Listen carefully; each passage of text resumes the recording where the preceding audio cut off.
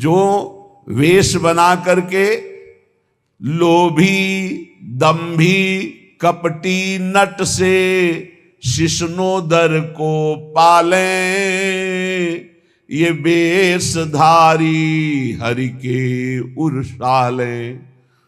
लोभी, रुपये का लोभ है। दंभी, पाखंड नाटकबाजी दिखाकर लोगों को ठगने का भाव है।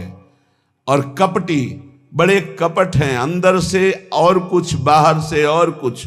और नट, नट जैसे विविध प्रकार की कलाएं दिखाकर लोगों को आकर्षित करके धन लेता है।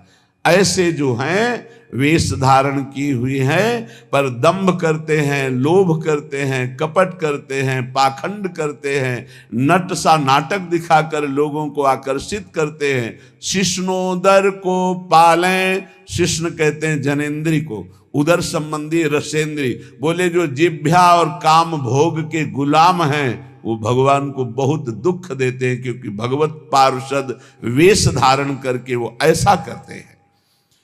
गुरु भयो घर घर में डोले, नाम धनी को बेचे, परमारथ सपने नहीं जाने, पैसन ही को खींचे। देखो, सिद्ध पुरुष भगवत मार्ग के सिंह हैं। इनकी दहाड़ से काम, क्रोध, लोभ, मोह, मद का पोषण करने वाले हृदयों में भय पैदा हो जाएगा। नहीं संभल पाएंगे तो द्वेष पैदा हो जाएगा। ये महापुरुषों की वाणी है। ये तभी सुनाई जा सकती है जब हृदय में ये धारण की जाए, तभी सुनी जा सकती है जब हृदय में धारण करने की लालसा है। अन्यथा न सुनाई जा सकती है और न सुनी जा सकती है। तो बोले गुरु भयो घर घर में डोले, नाम धनी को बेचे। घर घर जाकर दीक्षा दे रहे हैं। किस लिए? जगत मंगल के लिए नहीं कि चलो अगर 10-20 बार भी नाम जप करेगा इसका मंगल हो जाएगा। ये गुरुजनों का भाव होता है।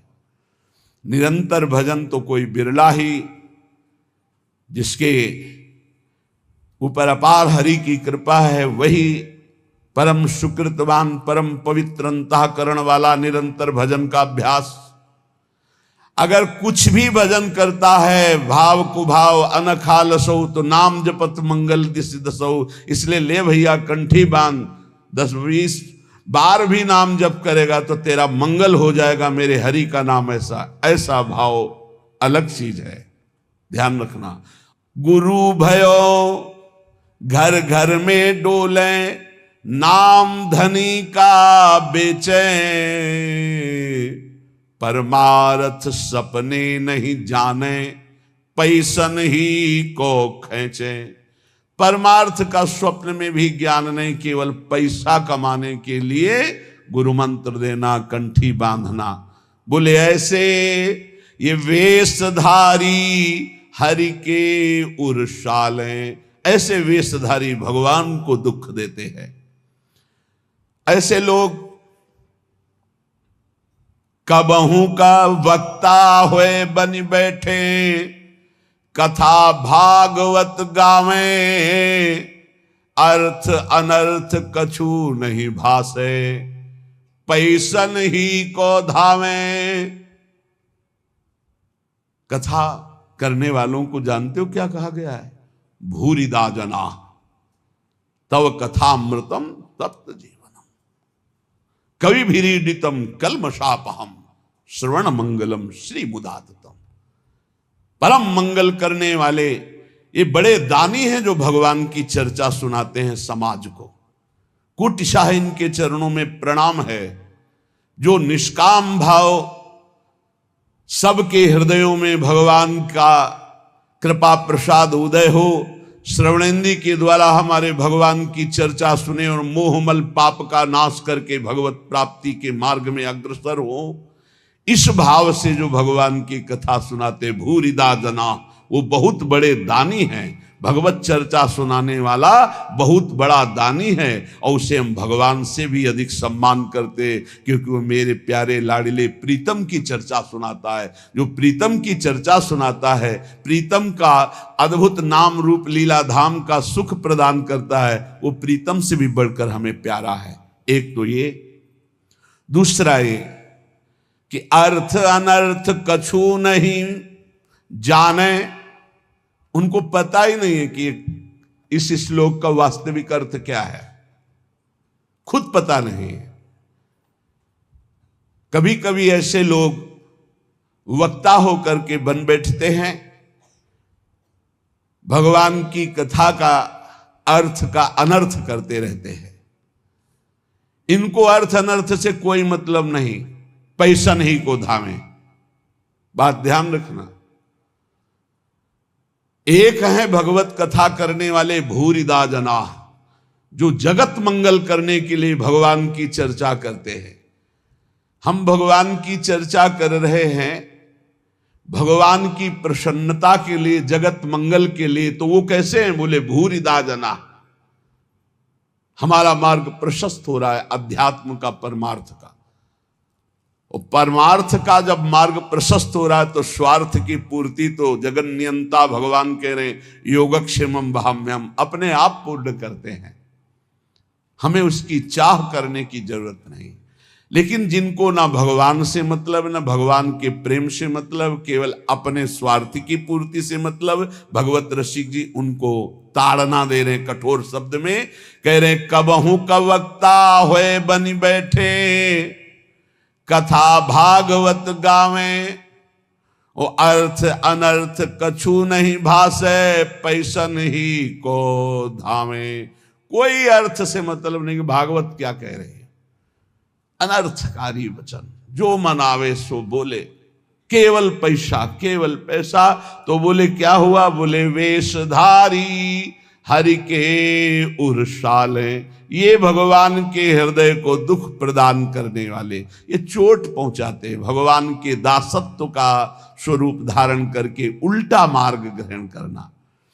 बोले ऐसे लोग कभी कभी एक और लीला करते हैं, कबहू का हरि मंदिर को सेवे करें निरंतर वासा, भाव भगति को लेस न जाने, पैसन ही की आशा।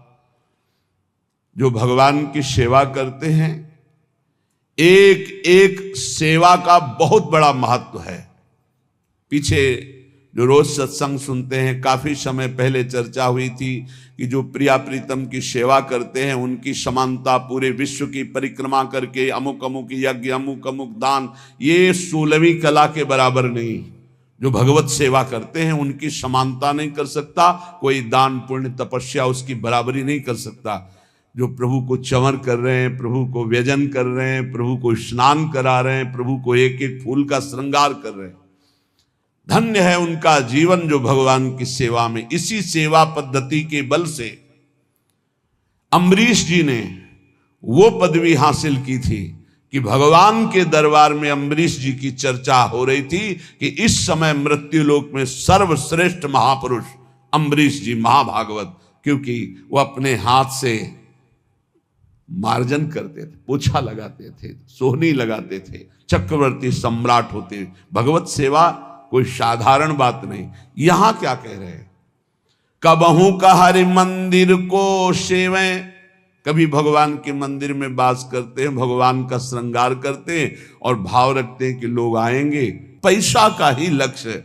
कबहू का हरि मंदिर को सेवें करें निरंतर वासा, भाव भगति को लेस न जाने, पैसन ही की आशा, वेशधारी हरि के उर्साले। ऐसे वेशधारी भगवान के हृदय को चोट पहुंचाते हैं। आगे कह रहे नाचें गावें चित्र बनावें, करें काव्य चटकीली, साच बिना हरि हाथ न आवे, सब रहनी है ढीली। भगवत ऋषि जी कह रहे कभी कभी समाज में वो नाचते हैं, बड़े गान करते हैं, बड़े भाव भंगियां प्रकट करते हैं, काव्य करे चटकीली, बड़े ही मनमोहक गीत गाते हैं। तो बोले साच बिना हरि हाथ न आवे, सब रहनी है ढीली। यदि यही नाचना गाना हरि के लिए हो जाए तो आपने कई बार चर्चा सुना है, प्रभु के सामने नाचने का मतलब है माया का नाचना बंद हो गया, अब तुम भगवत प्राप्त हो जाओगे। प्रभु के आगे गाने का मतलब प्रभु के आगे सुंदर भाव भंगियां प्रकट करके नाचना गाना रोना, ये सब भगवत प्राप्ति का हेतु है। लेकिन यही अगर जगत रिझाने का हो गया तो बोले साच बिना हरि हाथ न आवे, सब रहनी है ढीली। रहनी ढीली है, किसी महापुरुष के शासन में नहीं रहे, इसलिए कच्चाई सच्चाई से बहुत दूर हो गई है। सेवक जी भी महाराज कह रहे हैं, नाचत यति रसाल, ताल न शोभित प्रीति बिनु, जन बींधे जंजाल, श्री हरिवंश कृपा बिना। बहुत सुंदर नाच रहे हैं, लेकिन वो हरि के लिए नहीं, जगत रिझाने के लिए नाच रहे। तो ऐसा लगता है जैसे जाल में कोई बिंद गया और वो हटाना चाहता है जाल, उससे हरि नहीं प्रसन्न होते। नाचत अति रसाल, ताल न शोभित प्रीति बिनु। और प्रेम में भरकर जो प्रभु के सामने नृत्य करते तो प्रभु अपने आप को न्यौछावर कर देते हैं। एक से एक महाभागवत प्रभु के आगे नृत्य किए। पर ये नाचना हरि के लिए और ये नाचना जगत के लिए, जगत को दिखाने के लिए, जगत को रिझाने के लिए। नाचें गावें चित्र बनावें, करे काव्य चटकीली, साच बिना हरि हाथ न आवे, सब रहनी है ढीली।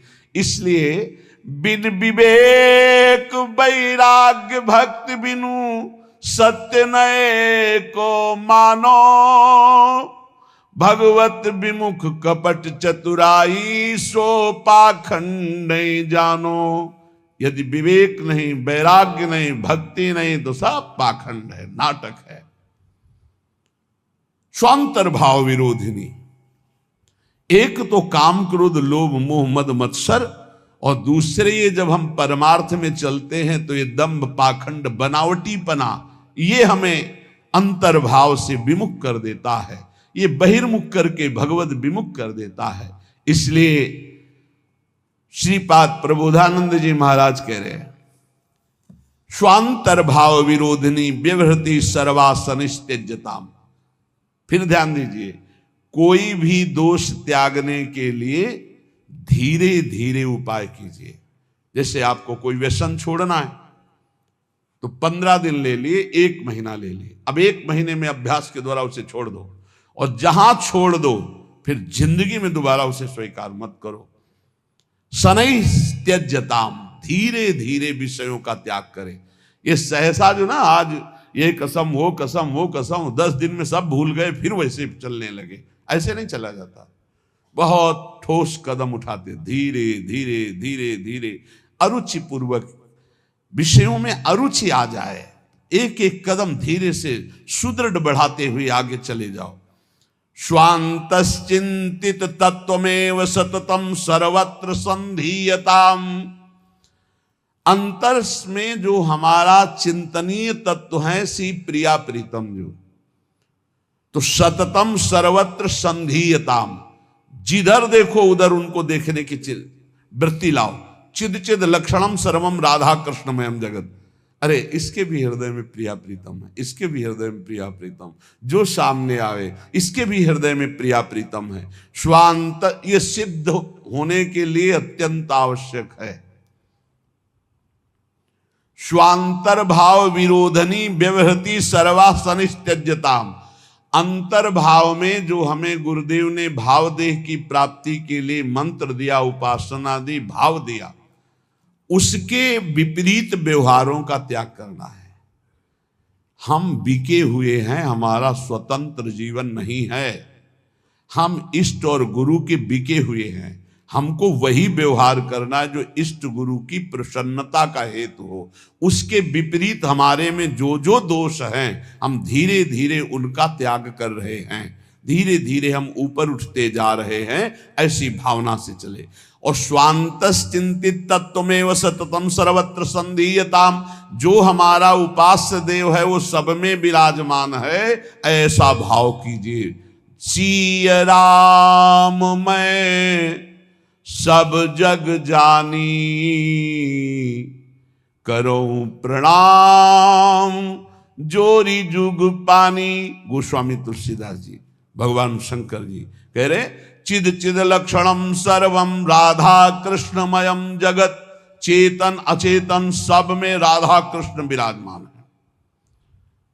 स्वांतश्चिंतित तत्व प्रिया प्रीतम और सततम सर्वत्र संधीयताम, जहां भी दृष्टि जाए वहां अपने आराध्य देव के देखने का अभ्यास करे।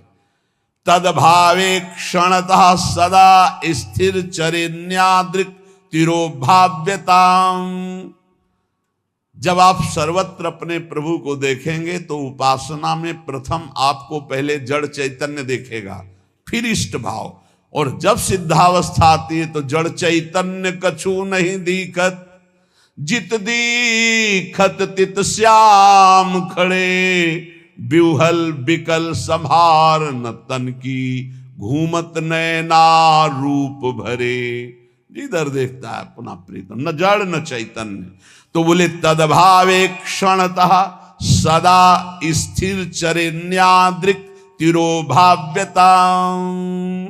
अब तिरोभाव हो गया जड़ चैतन्य का, जिधर देखता है अपना इष्ट, ये सिद्ध पुरुष की स्थिति है। इसलिए वृंदारण्य विलासिनोर निषदिवा दास्योत्सवे स्थीयताम, रात दिन वृंदावन विलासी श्री श्यामा श्याम के दास्योत्सव में मगन रहो, उनकी सेवा सुख में मगन रहो, उनके सुमिरन में मगन रहो। ये गर्व करो कि हम श्री श्यामा श्याम के अनन्य हैं, हम श्री श्यामा श्याम के दास हैं, हम श्री श्याम